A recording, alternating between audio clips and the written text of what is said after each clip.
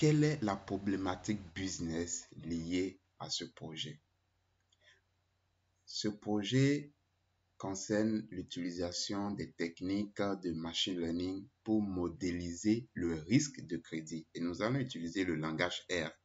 Mais avant, il faudra comprendre la problématique business. C'est capital, c'est indispensable de comprendre cette problématique. Alors, de quoi s'agit-il? Lorsqu'une banque prête de l'argent à une personne, cette banque ou cette institution financière prend le risque que la personne ne rembourse pas l'argent qu'on lui a prêté. C'est ce risque qu'on appelle risque lié au crédit, risque de crédit. Donc, avant d'octroyer un crédit, les banques vérifient si le client ou la cliente qui demande le prêt sera capable de le rembourser. Donc, est-ce que le client sera capable de rembourser son prêt bancaire? Cette vérification se fait grâce à l'analyse de plusieurs paramètres tels que les revenus de la personne, les biens, ses dépenses quotidiennes, etc., etc. Donc, je ne sais pas si vous avez déjà contracté un crédit auprès d'une banque. Vous savez un peu comment ça se passe.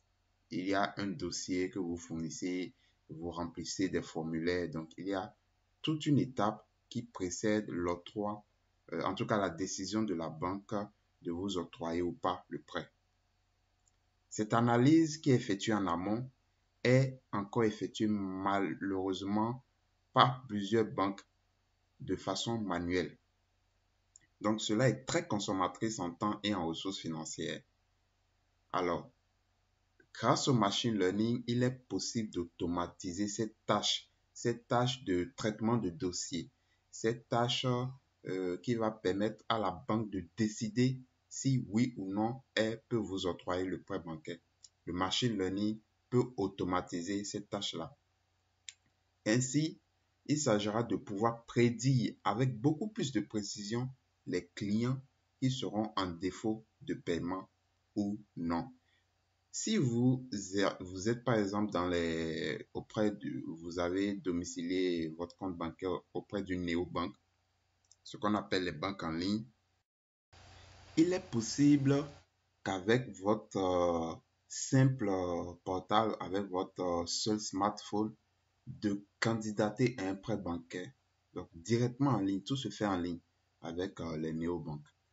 Donc, ce genre d'institut a des applications, donc a une application de gestion de clientèle, donc où vous avez un espace client. Et depuis cet espace client, depuis cette application sur votre smartphone, vous pouvez directement demander le prêt bancaire et la réponse est souvent automatique. Alors, lorsque vous demandez le prêt via l'application, vous remplissez un formulaire, d'accord?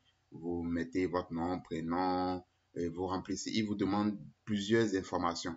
Alors, ces informations sont traitées derrière par un modèle d'apprentissage automatique, un modèle de machine learning, d'accord?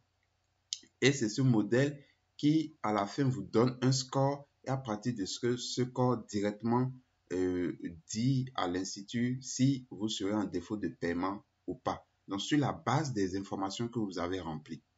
Donc, ça se fait automatiquement parce que derrière, il y a un data scientist qui a conçu un modèle de machine learning à partir des informations récoltées par la banque auprès de ses anciens clients, donc à partir des données historiques. Et ce data scientist a conçu ce modèle-là. Un ingénieur machine learning a sûrement mis en production le modèle et intégré le modèle à l'application. Donc, voilà un peu ce qui se passe.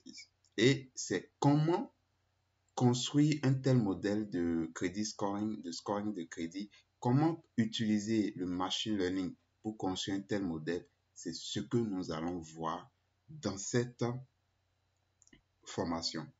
Et nous allons utiliser le langage R pour le faire. Donc, je disais dans ce projet, nous allons construire un modèle capable de prédire si une personne sera en défaut de paiement ou pas. D'accord? Et on va mettre 1 pour la classe défaut, donc ce sera la classe positive. et 0, la classe pour les non-défauts, donc la classe négative. Il s'agit donc d'un problème de classification. Classification parce que la variable qu'on veut prédire est une variable catégorielle, donc précisément une variable binaire. Donc voilà un peu la problématique business. Il est important de comprendre vraiment cette problématique business et c'est cette compréhension qui va nous guider tout au long de la formation. Donc, nous pouvons maintenant passer à l'importation des librairies et des données que nous allons utiliser dans cette formation.